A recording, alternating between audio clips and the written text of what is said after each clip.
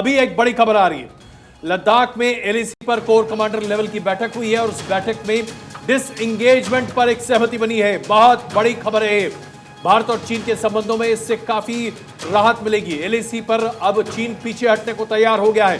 पूर्वी लद्दाख में पॉइंट 15 में डिसएंगेजमेंट की कार्रवाई शुरू की गई है। गोगरा हॉट स्प्रिंग इलाके से अब चीन की सेनाएं पीछे हट रही है, जो कि भारत के लिए बहुत बड़ी खबर है। मानसा जी, तो बैठक में डिसएंगेजमेंट पर बनी है सहमति। इस वक्त की बड़ी खबर हम आप तक पहुंचा रहे हैं। लद्दाख में एलएसी पर कोर कमांडर लेवल की बैठक, और इस बैठक में डिसएंगेजमेंट पर बनी है सहमति। एलएसी से पीछे हटने लगी हैं भारत चीन की सेनाएं। ये बहुत बड़ी जानकारी है। पूर्वी लद्दाख में पॉइंट 15 से डिसएंगेजमेंट शुरू हो चुका है। गोगरा हॉट स्प्रिंग से पीछे हट रही हैं सेनाएं। लगातार यह विवाद दोनों देशों के बीच बनता रहा है और किस तरह से हालात हमने देखे थे, बहुत ज्यादा बिगड़ गए थे दोनों देशों के बीच। और ये कोर कमांडर लेवल की जो बैठक है कई बार दोनों देशों के बीच हो चुकी हैं, लेकिन आगे बढ़ने की बजाय हम देख रहे थे कि दोनों देशों की ओर से जो सैनिक हैं उनकी भी तैनाती हो रही थी, और चीन की ओर से जिस तरह से लगातार इंफ्रास्ट्रक्चर पर ध्यान दिया जा रहा है सीमा के पास, वो भी लगातार हमारे देश के लिए चुनौती बना हुआ है। लेकिन इस बीच ये राहत भरी खबर ही हम कहेंगे अजय कि इस तरह से अगर ये डिसएंगेजमेंट की प्रक्रिया शुरू हो गई है, उसको लेकर सहमति। दरअसल मानसा जी, जब चीन ने अपने सैनिकों को वापस पीछे करने की बात कही है, गलवान वैली में झड़प के बाद वहां पर जो परिस्थिति निर्मित हुई थी और उसके बाद पैंगोंग झील पर चीन ने अपनी सेनाओं को पीछे वापस लिया था। अब उसके बाद लगभग आप ये समझ सकते हैं कि 8 महीने के बाद चीन ने एक बार फिर अपनी तरफ से गतिविधि की है। कोर कमांडर की बैठक में यह तय हुआ है कि अब चीन अपने आप को पीछे करेगा। डिसएंगेजमेंट PP-15 से शुरू हो रहा है, जो कि गोगरा हॉट स्प्रिंग का जो ये इलाका है। अब आपको हम गोगरा हॉट स्प्रिंग की जो पूरे टोपोग्राफी है, अगर उसके बारे में बहुत ब्रीफली समझाने की कोशिश करें, दरअसल ये वो इलाका है जो कि हिंदू कुश पर्वत में, जो हिंदू कुश का जो काराकोरम हाईवे है चाइना का, जो आगे चलकर पाकिस्तान में मिलता है, उसके बहुत नजदीक है। उसके गेटवे पॉइंट के तौर पर इसे माना जाता है। गोगरा हॉट स्प्रिंग वो मेन जंक्शन है जिसके जरिए इस पूरे हाईवे पर आप नजर रख सकते हैं। और अगर ये इलाका चीन के पास रहता तो हमारे लिए इसके काफी दुश्वारियां हो सकती थी, क्योंकि हम काराकोरम हाईवे पर अपने आप को पूरे तरीके से मुस्तैद नहीं रख सकते। लेकिन अब चूंकि चीन ने अग्री कर लिया है, मान चुका है चीन कि वो वायलेशन में है एलएसी के बेसिक डिसएग्रीमेंट को लेकर, तो ऐसे पर चीन जब वापस जा रहा है तो ये हमारे लिए बहुत बड़ी बात है। हमारी कूटनीति के लिए, हमारी सामरिक दृष्टिकोण से और तमाम अन्य मुद्दों पर इसकी बहुत बड़ी एक छाप दिखाई देगी। और जानकारी हम ले लेते हैं, हमारी सहयोगी अदिति इस वक्त हमारे साथ हैं। अदिति, ये बहुत बड़ी जानकारी कि डिसएंगेजमेंट के लिए तैयार हो गया है चाइना। गोगरा हॉट स्प्रिंग से पीछे हट रही हैं सेनाएं, बहुत बड़ी जानकारी। बिल्कुल, अभी की सबसे बड़ी जानकारी ये मिल रही है कि गोगरा हॉट स्प्रिंग से चीन और भारत ने बिल्कुल पीछे हटना शुरू किया है। भारत और चीन ने संयुक्त बयान जारी भी किया है। बेहद बड़ी खबर यहाँ पे कि गोगरा हॉट स्प्रिंग भारतीय सैनिकों सम्मान। आपकी आवाज कट रही है अदिति, हम आपसे दोबारा संपर्क साधने की कोशिश करेंगे। इस बीच हम आपको एक बार फिर बता दें कि दरअसल ये बहुत ही महत्वपूर्ण सामरिक इलाका है, जहां पर अब भारत और चीन के बीच में डिसएंगेजमेंट हो रहा है, यानी कि दोनों तरफ की सेनाएं अब पीछे अपने मौजूदा स्थिति से वापस लौटेंगी। इस डिसएंगेजमेंट का एक बहुत जो बेसिक मूल भाव अगर मैं आपको समझाने की कोशिश करूं, जब नियंत्रण रेखा को हम मानते हैं तो ऐसे में हम ये मानते हैं कि जिसके कब्जे में जो जमीन है वही नियंत्रण रेखा है। ये नक्शे पर डिवाइडेड नहीं है। यहां पर सीमा विवाद अभी चल रहा है और इस सीमा विवाद को यथास्थिति बहाल रखने की दोनों देशों की ऊपर जिम्मेदारी होती है। इसके साथ साथ नियंत्रण रेखा के पास जब सेनाएं डिप्लॉय होती हैं तो 500 मीटर दोनों तरफ उसे खाली छोड़ दिया जाता है, ताकि आसपास की कोई गतिविधि इसमें न हो। यानी कि 1 किलोमीटर का बफर जोन दोनों देशों की सेनाओं के बीच में होता है, और यह आमतौर पर पारंपरिक तरीके से रहा है। लेकिन जब चीन ने खास करके पैंगोंग लेक और उसके साथ साथ गोगरा और उसके साथ साथ अन्य इलाकों में भी अपने तरफ से बढ़त की, तो अजय और जानकारी हम ले लेते हैं। हमारे साथ defence expert major general Siwach इस वक्त जुड़ चुके हैं। मेजर जनरल सिवाच, इस डेवलपमेंट को आप कैसे देखते हैं? बैठक में डिसएंगेजमेंट को लेकर सहमति बन गई है दोनों देशों के बीच।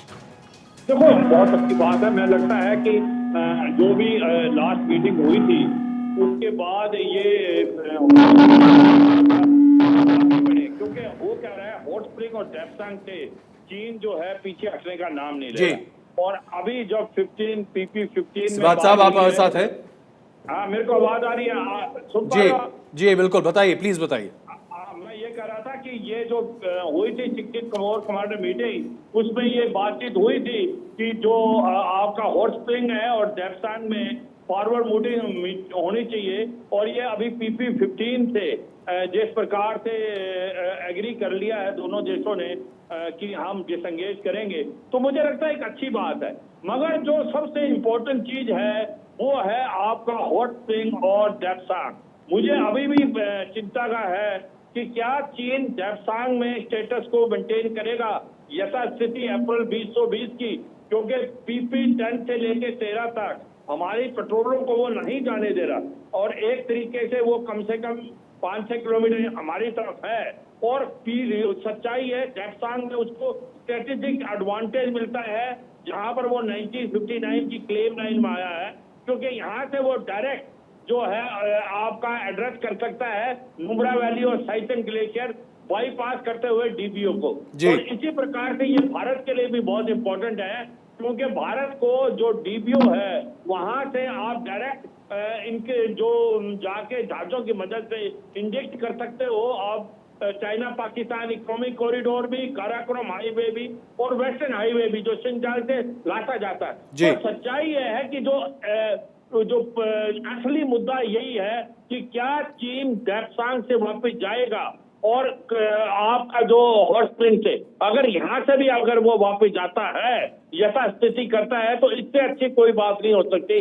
और मुझे लगता है ये एक अच्छी बात है, कम से कम PP15 से तो डिसएंगेजमेंट हुई है। बिल्कुल, आइए इस मुद्दे पर हमारे साथ अभी यूके देवनाथ साहब भी जुड़ चुके हैं। देवनाथ जी, PP15 से पॉइंट 15 से चाइना ने डिसएंगेजमेंट की प्रोसेस शुरू कर दी है। गोगरा वैली और हॉट स्प्रिंग के इस पूरे इलाके में ये बड़ी डिसएंगेजमेंट की खबर आ रही है, खास करके उस दिन जिस दिन हम राजपथ को कर्तव्य पथ की संज्ञा दे रहे हैं। आपके हिसाब से कितनी बड़ी खबर है ये, इसका महत्व क्या है? ये बहुत महत्वपूर्ण खबर है, क्योंकि हॉट स्प्रिंग से चाइनीज ट्रुप्स जो हैं वो भी पीछे विड्रॉ कर रहे हैं। हमारी फौजें भी कुछ किलोमीटर पीछे आ रही हैं। 16वें राउंड कोर कमांडर्स की जब बातचीत हुई थी, उसके बाद से अब ये हमारी defence ministry, external affairs ministry और प्रधानमंत्री जी का बहुत बड़ा इसमें योगदान रहा है। अब देखिए, SCO की मीटिंग के दौरान भी शी जिनपिंग के साथ प्रधानमंत्री जी की बातचीत होगी, और उसमें बातचीत से पहले एक सकारात्मक पृष्ठभूमि को तैयार किया जा रहा है। मेरे ख्याल से दोनों तरफ से जो फौजें हैं उनको इस डिसएंगेजमेंट को एक पॉजिटिव लुक से लेना चाहिए। और जैसा कि अभी जनरल शिवाज ने बताया कि ये तो सिर्फ शुरुआत है, इसके बाद दूसरी जगह और खास तौर से डेप्सांग प्लेन्स में भी इस तरह की बातचीत अगर हो, और उसमें भी अगर दोनों फौजें डिसएंगेज करके अपने अपने को आज से देवनाथ जी, मैं यहाँ पर एक सवाल आपसे पूछूं। डेप्सांग वैली पर तो आज से नहीं, चीन ने पहले से ही कब्जा बना रखा है, दरअसल मोदी सरकार के सत्ता में आने से पहले से, और वहां पर उसकी मौजूदगी है। क्या आपको लगता है कि चीन अभी डेप्सांग वैली में भी अपने पैर पीछे कर सकता है? क्या हमारी स्थिति इतनी मजबूत है अभी चीन के मुकाबले? देखिए, मिलिट्रीली अब हम डेप्सांग में भी टैक्टिकल लेवल पर स्ट्रांग है, यानी वहां पर 5-10 किलोमीटर तक भारतीय फौजों का प्रभुत्व है। वायुसेना की भी वहां पे डोमिनेंस है।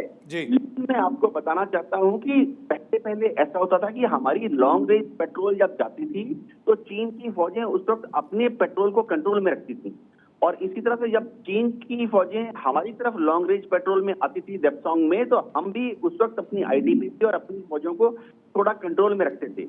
लेकिन पिछले 2 साल से कुछ ऐसा हो रहा है कि बीच बीच में उभय पक्ष थोड़ा स्कर्मिश की कगार पर आता है। इसलिए हम लोग तो बहुत कोशिश कर रहे हैं कि वहां पे किस तरह की चिंगारी ना फैले। लेकिन यूके देवनाथ जी, ये जो पूरा डेप्सांग है, गोगरा, हॉट स्प्रिंग्स का ये पूरा इलाका, अगर हम कहें पैंगोंग सो, और वहां से तो जरूर जो चीनी सेना है वो वापस कदम पीछे हटाने के लिए तैयार हो गई थी, लेकिन चूंकि ये एरिया स्ट्रेटेजिकली उनके लिए बहुत ही इंपॉर्टेंट है, आपको लगता है उस पर हम कितना विश्वास करें अगर वो कह रहे हैं कि हम यहाँ से पीछे हट जाएंगे?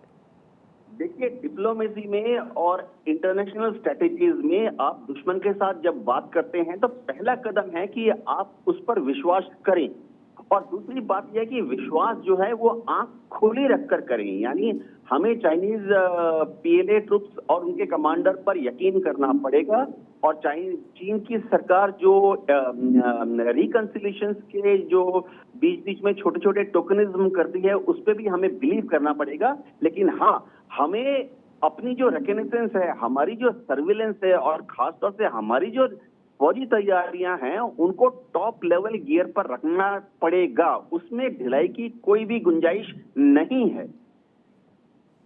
जी, तो अब इसमें एक बड़ी बात मैं आपसे समझना चाहता हूं। जब पेंगसोंग लेक से भारत और चीन के फौजों ने डिसएंगेज किया, उस वक्त यह कहा गया कि भारत ने अपनी स्ट्रॉन्ग पोजीशन को गिव अवे कर दिया है, चाइना को एडवांटेज मिला है। क्या वो अभी तक ऐसा साबित हो पाया?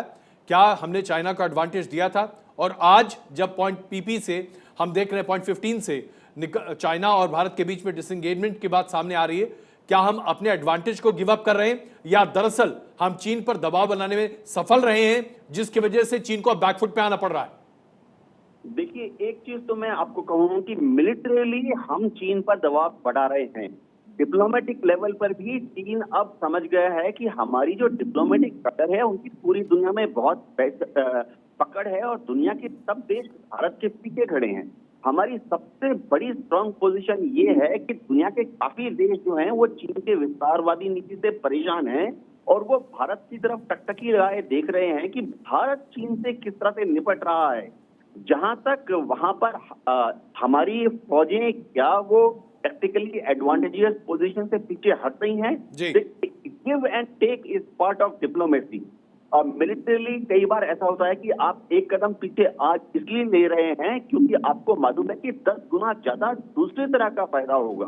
तो this part of certain amount of involvement of government of India भी चाहती है। लेकिन योगी देवनाथ जी, ऐसा क्या हुआ है कि चीन पर ये इतना ज्यादा दबाव बढ़ा है और वो बैकफुट पर आता हुआ दिखाई दे रहा है? हमें दर्शकों को जरा ये समझाना है, ऐसा क्या हुआ है दोनों देशों के बीच? देखिए, चीन ये समझ गया है कि हमारी जो पॉलिटिकल लीडरशिप है वो बहुत स्ट्रांग है।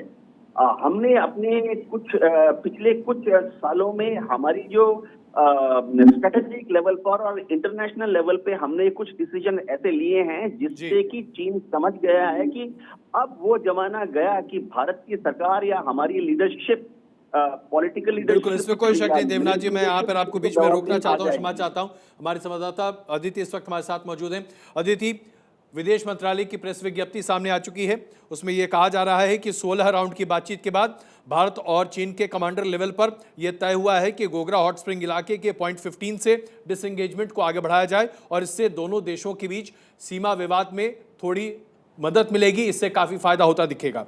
अगर हम हाल के दिनों में विदेश मंत्री एस जयशंकर के बयान को देखें, बहुत ही आक्रामक, बहुत ही तेवर भरे, चीन को नसीहत देते हुए बयान, और इसको इस संदर्भ में देखें कि उज्बेकिस्तान में प्रधानमंत्री नरेंद्र मोदी की मुलाकात शी जिनपिंग से हो सकती है, जिसके आसार काफी बड़े हैं एससीओ समिट के बीच में। इसके इस पूरे परिप्रेक्ष्य को अगर देखें तो हम इसे कैसे लेना चाहिए?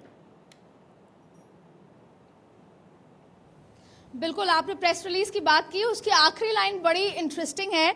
उन सब दिनों के बाद और जो हमने पिछले दिनों देखे जब चीन को लेकर विपक्ष भी आक्रामक रहता है, हम बायलैटरल टॉक्स और जो तमाम डिप्लोमेटिक रिलेशनशिप के साथ साथ जब हम ये बात करते हैं कि भारत किस तरीके से चीन के साथ डील कर रहा है, खासतौर पे हम प्रधानमंत्री को सीधे देखते हैं, तो इस पूरी प्रेस रिलीज में आखिर में लिखा है कि जो सीमावर्ती क्षेत्र में शांति और सद्भावना के लिए अनुकूल है। तो बेहद सुखद ये लाइन इसलिए लगती है क्योंकि लगातार गलवान में जो तब वो मुद्दे उठे और उसको लेकर चाइना के साथ हाल ही में जब एससीओ समिट जो होने जा रहा है उसमें 2 सवाल बार बार उठते हैं कि पाकिस्तान के प्रमुख आ रहे हैं और चाइना के प्रमुख आ रहे हैं। अगर हम इसको बहुत ही लेमैन हमारे दर्शकों को समझाने के लिए लेमैन लैंग्वेज में बात करें तो 2 बेहद महत्वपूर्ण चीजें होती हैं। जिस तरीके से भारत विश्व की सबसे बड़ी ताकत बनता जा रहा है, खास तौर पे कोरोना के टाइम, पोस्ट कोरोना काल में हमने जब हमारी वैक्सीन से लेकर तमाम, यानी कि भारत जिस तरीके से इंडिपेंडेंट होता जा रहा है, जब हम डिप्लोमेटिक रिलेशनशिप की बात करते हैं तो कोई भी राज्य आपसे ताकतवर तब होता है जब एक राज्य उस पर डिपेंडेंट होता है। तो कहीं ना कहीं चीन इतनी बड़ी शक्ति बनता जा रहा था कि उसको लग रहा था कि अब हम अमेरिका हो या कोई भी पावरफुल कंट्री है, उसको हम निवेश या पैसा या इन्वेस्टमेंट या फिर हम बड़ी ताकत बनते जा रहे हैं। भारत ने अपने आप को चाहे डिप्लोमेटिकली, अभी जो रूस और यूक्रेन का मुद्दा हुआ वहां पे किसी के साथ स्टैंड ना लेके अपना एक स्टैंड लेना, वो अपने आप में भारत की बड़ी ताकत थी। और देखिए साफ बात अगर हम करें, जैसे हमारे दर्शक समझे, सबसे बड़ा कंज्यूमर मार्केट है चाइना का भारत, और जब हमने चाइनीज चीजें को लेना, चाइनीज चीजें का निवेश या चाइनीज चीजों को बैन करा, तो ये चाइना का कहीं ना कहीं बड़ा कंसर्न हुआ होगा, या कंसर्न डेफिनेटली है। जब हम एडिटोरियल्स आर्टिकल्स पढ़ते हैं या हम जब एक्सपर्ट्स को सुनते हैं, क्योंकि पैसा या निवेश या इन्वेस्टमेंट दो देशों के बीच, राष्ट्र के बीच एक संबंध तय करता है। भारत जिस तरीके से मेक इन इंडिया या भारत जिस तरीके से आत्मनिर्भर की दिशा में जा रहा है, ये चाइना के लिए बेहद चिंताजनक स्थिति है। और जब ये सब चीजें नजर आती हैं और उसके बाद जो आज ये खबर, बड़ी खबर निकल कर आई है, तो ये कहीं ना कहीं इंटरलिंक्ड होती है कि हमें शांति और सद्भावना दो राष्ट्र के बीच में बनानी जरूरत है। और ये बहुत बड़ी डिप्लोमेटिक जीत है एससीओ समिट से पहले। जी बहुत सही कहा आपने अदिति। और शी जिनपिंग और मोदी की मुलाकात से पहले ये बहुत बड़ा फैसला। लेकिन थोड़ा दर्शकों को ये भी समझा देते हैं, जो पूरा विवाद है इसकी शुरुआत कहां से होती है और ये जो 16वें दौर की बातचीत तक हम कैसे पहुंचे, तो ये जरा टाइमलाइन हम दर्शकों को क्लियर कर दें। देखिए अप्रैल 2020 से शुरू हुआ था ये विवाद, जब चीन ने विवादित एलएसी के पूर्वी लद्दाख और अन्य इलाकों में बड़ी संख्या में सैनिकों और हथियारों के साथ मोर्चाबंदी की। गलवान घाटी, पेंगोंग त्सो और गोगरा हॉट स्प्रिंग्स जैसे इलाकों में दोनों देशों की सेनाएं आमने सामने आ गई। गतिरोध ने 15 जून को हिंसक रूप तब ले लिया जब लद्दाख की गलवान घाटी में हुए संघर्ष में 20 भारतीय सैनिकों की मौत हो गई। फरवरी 2021 में चीन भारत में समझौता हुआ। पेंगोंग त्सो के उत्तरी और दक्षिणी किनारे पर चरणबद्ध और बहुत ही समन्वित तरीके से तनाव को कम करना था। और अब भी गोगरा और हॉट स्प्रिंग्स, डेमचौक, डेप्सांग जैसे इलाकों को लेकर यह विवाद सुलझा नहीं है। एलएसी पर भारत और चीन के बीच कई सालों से कम 12 जगहों पर विवाद रहा है। जो इस 16वें दौर की बातचीत हुई, अब अजय हम इस कदम पर आगे बढ़े हैं, इस राह पर बहुत बड़ी कामयाबी है। और खास करके इसे आप एक बहुत बड़ा डिप्लोमेटिक विन कह सकते हैं। रक्षा मंत्रालय की तरफ से ये अभी बयान जारी किया गया है कि 16वें दौर की बातचीत के बाद ये तय पाया गया है कि दोनों देशों की सेनाएं अपने आप को अपने नियंत्रित यथास्थिति पर वापस लेकर जाएंगी। बड़ी खबर जो कि रक्षा मंत्रालय की तरफ से आ रही है, ये रक्षा मंत्रालय का बयान है जो अभी हम आपके सामने प्रस्तुत कर रहे हैं।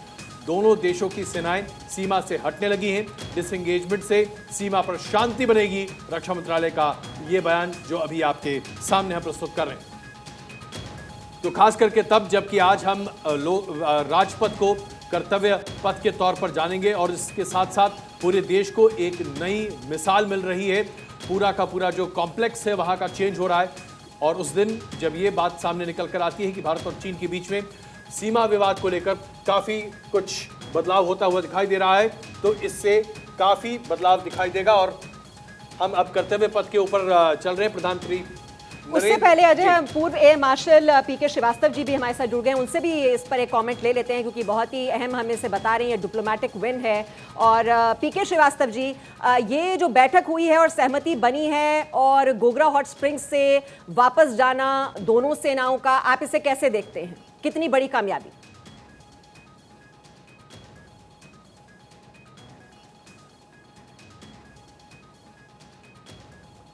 ऐसा लग रहा है कुछ तकनीकी दिक्कत है जिनकी वजह से उनसे बात नहीं हो पा रही है। हम उनसे तुरंत बात करने की कोशिश करेंगे। इस बीच हम आपको ये बताना चाहते हैं कि अब तैयारियां पूरी हो रही हैं और खास करके कर्तव्य पथ का आज इनॉग्रेशन है। प्रधानमंत्री नरेंद्र मोदी शाम 7 बजे वहां पर पहुंचेंगे और उसके साथ ही चौतरफा विकास की एक नई परिभाषा, एक नई परिधि आपको दिखाई देगी और कर्तव्य पथ का एक ग्रैंड इनॉग्रेशन होने जा रहा है। सेंट्रल विस्टास का ये इनॉग्रेशन आप इसे कह सकते हैं।